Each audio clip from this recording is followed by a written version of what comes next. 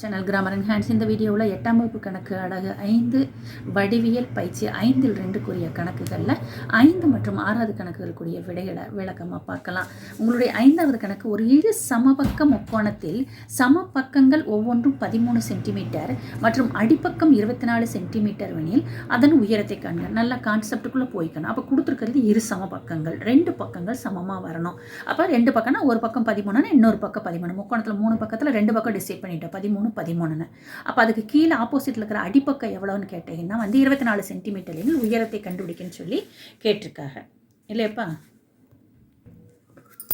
இந்த முக்கோணம் வேணும், இந்த முக்கோணம், இந்த 2 பக்கங்களும் சமம், இந்த பக்கமும் சமம். அப்போ இது 13னா இது 13. அவங்க என்ன சொல்லிட்டாங்கன்னா அடிப்பக்கம் 24 சென்டிமீட்டர்னு கொடுத்துட்டாங்க. சரியா? கொடுத்துட்டு என்ன கேட்டிருக்காங்க? உயரம் கேட்டிருக்காங்க. இந்த முக்கோணத்தின் உயரங்கிறது இதுதான் உயரம். ரைட்டா? அப்போ நம்மளுக்கு ஒரு கான்செப்ட் என்னென்னா, ஒரு முக்கோணத்தினுடைய அந்த எதிர்பக்கத்துலேருந்து வரையக்கூடிய இந்த செங்குத்து கோடு இருக்குது இல்லையா, இந்த செங்குத்து கோடு இந்த அடிப்பக்கத்தை 2 சமபாகங்களாக பிரிக்கும். அப்போ இந்த ஏயிலேருந்து வரைகிற அந்த பிசிக்கு வரைகிற செங்குத்து கோடை டின்னு வச்சுக்கிட்டோம்னா இந்த பிடியும் டிசியும் எப்படி இருக்கும்? சமமாக இருக்கும். அந்த பிசி என்பது பியிலேருந்து டி வரைக்கும், டியிலிருந்து சி வரைக்கும் 2 கூட்டினதுக்கு சமம். அதாவது BC equal to BD plus DC. அப்போ அவங்க பிசி 24 சென்டிமீட்டர்னு கொடுத்துட்டாங்க. அப்போ இந்த ஏடியானது பிசியை கரெக்டாக 2 பங்காக பிரிச்சிருக்குன்னா இந்த பக்கம் ஒரு 12, இந்த பக்கம் ஒரு 12. அதாவது பிடியும் 12, டிசியும் 12 அப்படின்னு சொல்லியாச்சு. நம்மளை கேட்டிருக்கிறதுனா உயரம் ஏடி என்னங்கிறதாக அது தெரியாது, எக்ஸ்ன்னு வச்சுக்கிறோம். இப்போ நம்ம என்ன பண்ணுறோன்னா, இந்த உயரங்கிறது இந்த முக்கோணத்துக்கு இதுதான் உயரம், இந்த பக்கம் இருக்கிற முக்கோணத்துக்கு இதுதான் உயரம். இப்போ இதை மறைச்சிக்கிறேன். இதுக்கு இதுதான் உயரம், இதை மறைச்சிட்டோன்னா இதுக்கு இதுதான் உயரம். அதனால் நான் என்ன பண்ணுறேன்னா இந்த 2 முக்கோணத்தை இந்த பக்கம் மட்டும் பார்க்குறேன், இதை மட்டும் பார்க்குறேன். ஏபிடி அப்படிங்கிற ஒரு செங்கோண முக்கோணத்தை எடுத்துக்கிறேன். வேறு முக்கோணங்கள் போல் நீங்கள் செங்கோண முக்கோணம்னு கூட எழுதிக்கலாம். செங்கோண முக்கோணம் ஏபிடியில் இப்போ இது செங்கோணம்னா ஆட்டோமேட்டிக்காக இது செங்கோணம். ஏன்னு கேட்டீங்கன்னா இப்போ இப்படி போட்டு இது செங்கோணம் அப்படின்னு சொல்லும் பொழுது இது ஒரு நேர்கோடு. நேர்கோட்டின் மீது அமையக்கூடிய கோணம் எப்போவுமே நேர்கோணம், அதாவது 180 டிகிரியாக இருக்கும். அப்போ இது 90 டிகிரினா ஆட்டோமேட்டிக்காக இந்த பக்கம் எவ்வளோதான் இருக்கும்? 90 டிகிரி. அப்போ இது 90 டிகிரினா இதுவும் 90 டிகிரி. அப்போ இது 90 டிகிரினா ஆப்போசிட்டில் இருக்கிறதா என்னமோ உங்களுக்கு போயிடுது. அதாவது செங்கோணத்துக்கு ஆப்போசிட்டில் இருக்கிறதா என்னது? கர்ணம்.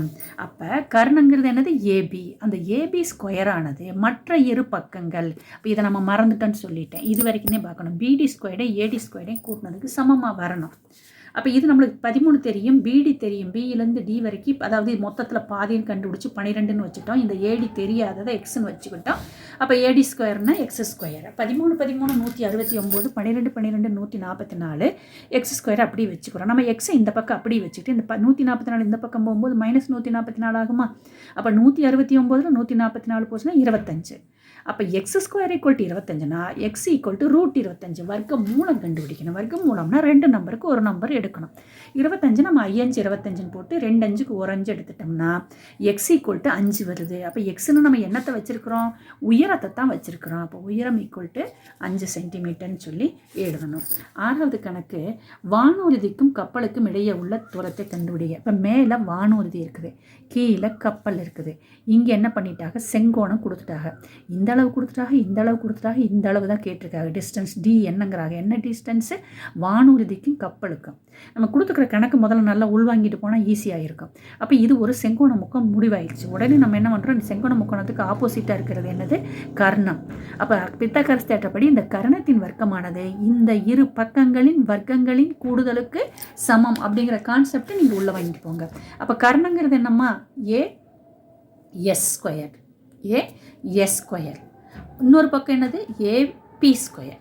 இந்த பக்கம் பி எஸ் ஸ்கொயர். அதுதான் இங்கே எழுதிக்கிறேன். AS square equal to AB square plus BS ஸ்கொயர்னு போட்டாச்சு. ஏஎஸ் தான் கேட்டிருக்காக தெரியாது.